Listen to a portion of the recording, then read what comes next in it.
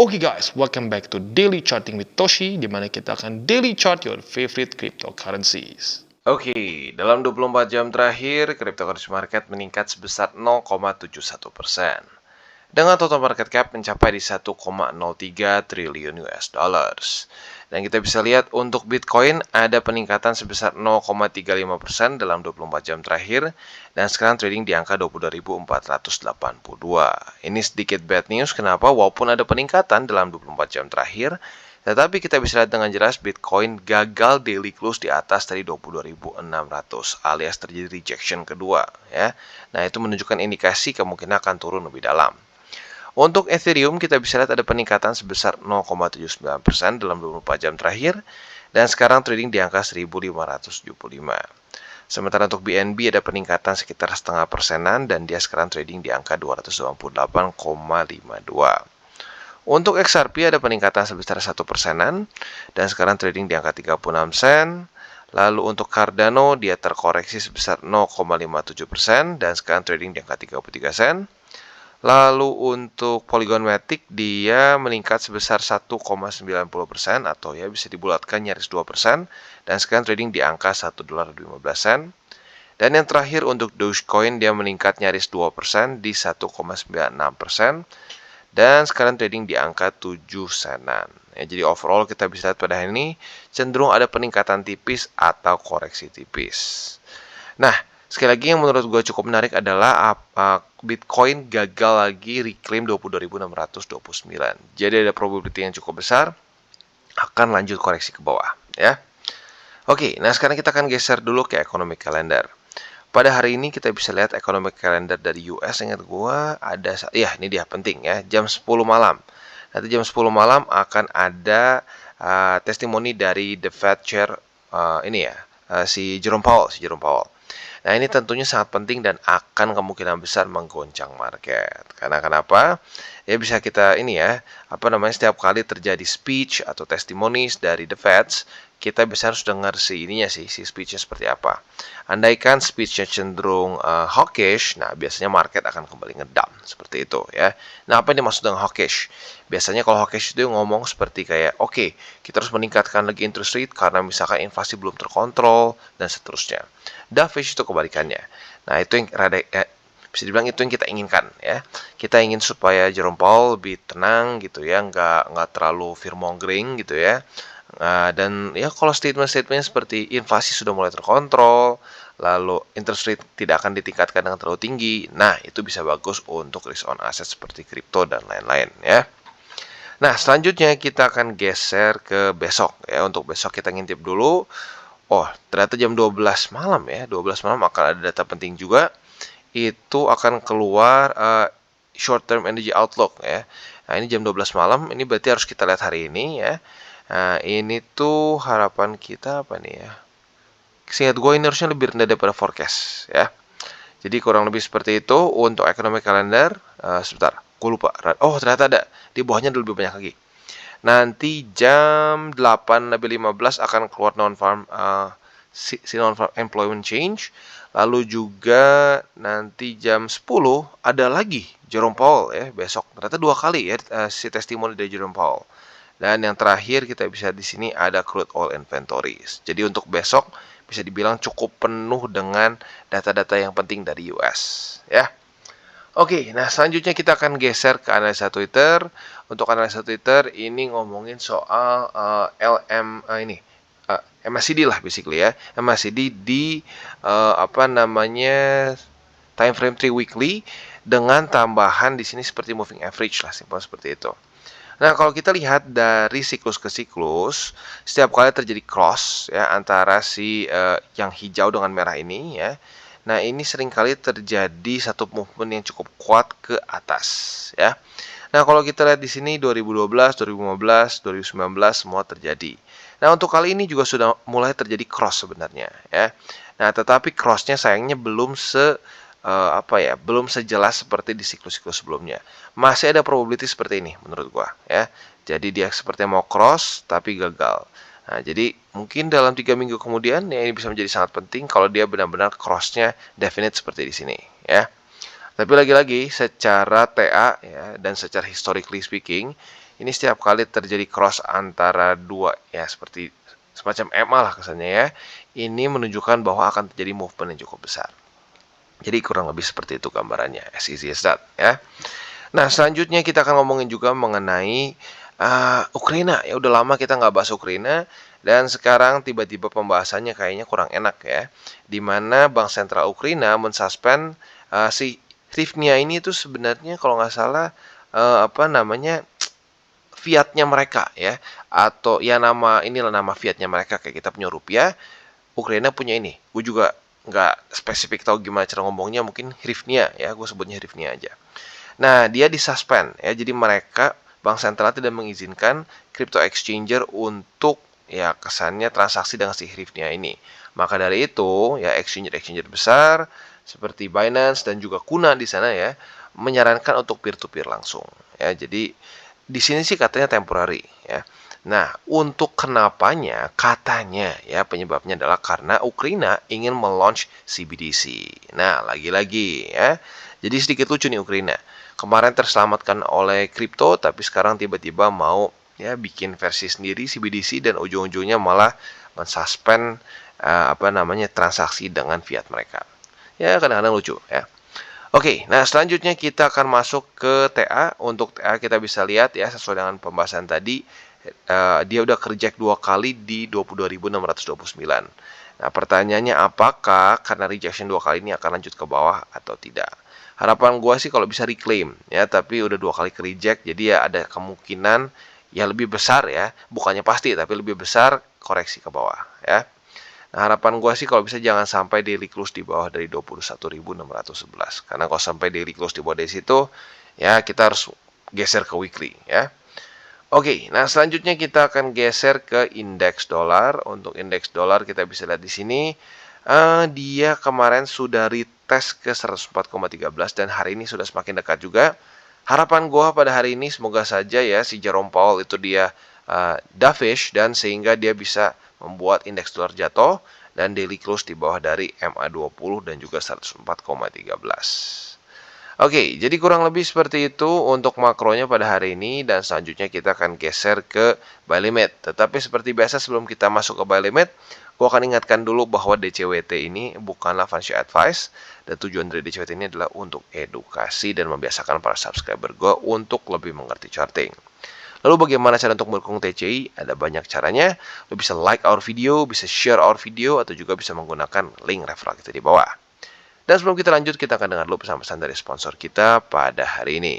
Oke, today's video is brought to you by Bybit. Dimana kita bisa lihat di sini ada berita bahagia, ya, di mana roda keberuntungan ini diperpanjang. Sekarang dari tanggal 18 November sampai tanggal 18 Desember, ya. Nah, peluang menang 100%. Apa aja yang kita bisa menangkan? Yang pertama, token senilai 40.000 USD, ya. iPhone 14. Jadi buat lo yang pengen beli iPhone 14 di hold dulu, siapa tahu menang di sini. Smart TV dan juga Adidas jersey. Ya, buat lo yang pernah main sebelumnya, purchase caranya ya. Jadi tugas kita di sini adalah mengumpulkan tiket sebanyak mungkin supaya bisa ikutan si roda keberuntungan ini. Andaikan lo punya satu roda keberuntungan ya, atau satu tiket roda keberuntungan, lo klik mulai, dia akan muter. Nah, nanti kita bisa lihat lo menangnya apa ya. Kriteria untuk partisipasi yang pertama adalah hanya untuk pengguna dari Indonesia, Thailand, dan Filipina saja ya. Yang kedua hanya untuk pengguna yang telah terverifikasi alias sudah KYC ya. Nah, apa saja caranya biar kita bisa mendapatkan tiket? Yang pertama ini yang paling mudah ya, 2 tiket undian berhadiah untuk yang pertama kali deposit perdana ya, dan juga total deposit lebih dari 50 USD. Ini yang paling mudah. Lalu juga ada 1 tiket undian berhadiah buat kalian trade token tertentu. Token apa aja ada di bawah sini ya. Dan banyak lagi ya. Jadi intinya ada banyak cara untuk bisa mendapatkan tiket ini ya. Dan buat lo yang ingin ikutan promo ini, gue sarankan baca dulu semua syarat ketentuan. Apabila sudah cocok, monggo ikutan ya. Dan jangan lupa untuk selalu trade di Bybit. Oke, dan sekarang kita masuk ke Bitcoin. Untuk Bitcoin masih sama seperti kemarin, yang tersisa tinggal buy limit ketiga kita saja ya. Nah, jadi untuk spot sekarang tinggal tersisa di 21.611. Sementara apabila Bitcoin besok ya jam 7 pagi bisa daily close di atas dari 22.629, maka kita bisa pertimbangkan buy limit kedua lagi, tapi dengan syarat dia reclaim. Ya, jadi lagi-lagi for now yang tinggal tersisa buy limit spotnya adalah di 21.611. Lalu untuk posisi futures, kalian sudah harusnya dapat posisi short ya, karena sudah terjadi retest 1, retest 2 di sini. Buat lo yang ketinggalan mau pasang limit posisi short juga boleh di sini ya. Jadi itu untuk posisi short. Target TP-nya jelas yaitu di 21.611. Untuk posisi longnya for now masih di 21.611. Tinggal kita balik logikanya. Retest 1, retest 2 kita bisa buka posisi long dengan target TP kita di 22.629. Jadi kurang lebih seperti itu setup untuk Bitcoin. Oke, dan selanjutnya kita geser ke Ethereum, dan Ethereum masih galau ya. Jadi kalau secara daily close tadi pagi jam 7 ya, kita bisa lihat Ethereum gagal untuk daily close di atas dari 1567 ya. Tetapi pada hari ini dia mulai berusaha lagi ya. Jadi bisa dibilang kalau untuk Ethereum kemungkinan besar ditentukan dengan Bitcoin, apakah dia bisa daily close di atas dari struktur atau di bawah ya. Untuk buy limit ya, berarti buy limit 1 sudah kena, 2 sudah kena. Yang tersisa tinggal buy limit ketiga di 1519. Nah, lalu untuk posisi futuresnya kemarin bisa dibilang ini ya, ini karena terlalu mepet seperti ini berarti ya nggak inilah ya. Jadi kita tunggu dulu, kita wait and see dulu. Apakah Ethereum akan daily close di atas atau di bawah dari 1597 dengan dengan lebih signifikan lah gitu. Kondisinya kan mepet-mepet ya. Andaikan daily close di atas dari sini, berarti kita bisa buka posisi long apabila terjadi retest 1, retest 2 di sini ya. Target TP-nya di MA50. Nah, tetapi kalau ternyata Ethereum balik arah, daily close di bawah dari 1567 dengan signifikan. Nah, di sini retest 1, retest 2, kita bisa buka posisi short dengan target TP kita di 1520 lah. Gua bulatin aja di sini ya. Jadi kurang lebih seperti itu setup untuk Ethereum. Oke, dan sekarang kita masuk ke BNB. Dan untuk BNB kita bisa lihat ya, untuk buy limit ketiga kita lagi-lagi di retest ya. Jadi dalam 4 hari terakhir di sini 3 kali nge-retest, sekali enggak ya. Nah, jadi kurang lebih seperti itu untuk spotnya. Buat lo yang ketinggalan ya, walaupun konyol juga 3 kali ketinggalan ya, nggak apa-apa. Bisa pasang limit posisi buy di MA200 di sini ya. Nah, untuk posisi futuresnya, kalau gue pribadi akan TP dulu. Kenapa bang? Bukannya ini bagus nih, bisa berhasil bertahan. Benar. Tetapi kita bisa lihat secara Bitcoinnya dia sedikit krisis nih. Andaikan dia turun lagi, nah kemungkinan besar BNB akan kebanting ya. Jadi makanya kalau gue pribadi TP dulu aja deh ya, sesuai dengan pembahasan DCWT kemarin. Nah itu untuk posisi long kemarin ya. Untuk posisi shortnya, apabila ya si BNB ini daily close di bawah dari EMA 200, nah, terus retest 1, retest 2 ke EMA 200 sebagai resisten, kita bisa buka posisi short dengan target TP kita di 292,7. Ya, jadi itu setup untuk posisi shortnya. Dan juga untuk posisi longnya ya, basically kalau gua pribadi TP ya. Jadi overall seperti itu untuk BNB. Oke, dan sekarang kita masuk ke Atom. Untuk Atom kita bisa lihat di sini ya, untuk buy limit yang tersisa tinggal di masih ada dua ya. Untuk Atom itu masih ada di $11 lebih 74 sen yang buy limit kedua kita, dan buy limit ketiga kita masih ada di $11 lebih 31 sen ya. Nah, jadi itu untuk posisi spot ya. Untuk posisi futuresnya kita bisa lihat sudah terjadi retest 1, retest 2 pada tanggal 5 dan 6 Maret kemarin. Jadi buat lo yang sudah nunggu posisi short harusnya sudah dapat ya. Nah, buat lo yang sudah pegang posisi short, target TP-nya jangan lupa dipasang di $11 lebih 74 sen ya. Itu untuk posisi shortnya. Untuk posisi longnya tinggal kita balik logikanya. Apabila terjadi rejection atau ya saya retest 1, retest 2 di sini ya, kita bisa buka posisi long. Tinggal nyontek ke tanggal 3 dan 4 Maret kemarin ya. Retest 1, retest 2 bisa buka posisi long. Target TP-nya di mana? Target TP-nya jelas yaitu di MA200 ya. Jadi kurang lebih seperti itu untuk setup posisi futures maupun posisi spot di Cosmos. Oke, dan sekarang kita masuk ke Matic.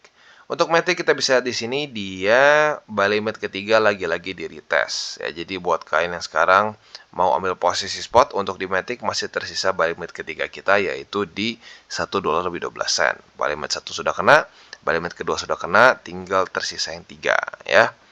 Untuk posisi futuresnya sudah terjadi retest 1, retest 2 sejak tanggal 3 dan 4 Maret kemarin. Buat lo yang sudah pegang posisi long dari waktu itu, sudah profit. Tetapi punya dilema yang sama dengan BNB ya. Secara struktur Bitcoin ketahan oleh 22.600-an. Jadi kalau kita pegang posisi long di altcoins, ada resiko nanti bisa ketarik oleh BTC apabila dia koreksi lebih dalam. Ya, jadi kalau buat lo yang sudah pegang posisi long di Matic dan sudah profit, kalau gue pribadi, gue akan TP dulu aja. Ya, kita tunggu sampai Bitcoin berhasil reclaim atau enggak. Kalau dia berhasil reclaim, ya coba kita cari setup lagi. Ya, tapi kalau sampai dia ke-reject, ada kemungkinan yang cukup besar altcoins akan ketarik. Ya. Jadi kurang lebih seperti itu untuk Matic dan juga ending dari DCWT kita pada hari ini.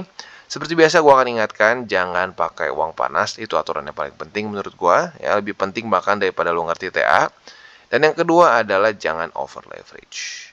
Jadi kurang lebih seperti itu. Dan jangan lupa malam ini akan keluar data yang cukup penting, yaitu adalah dari Jerome Powell. Ya, dia akan ada testimoni.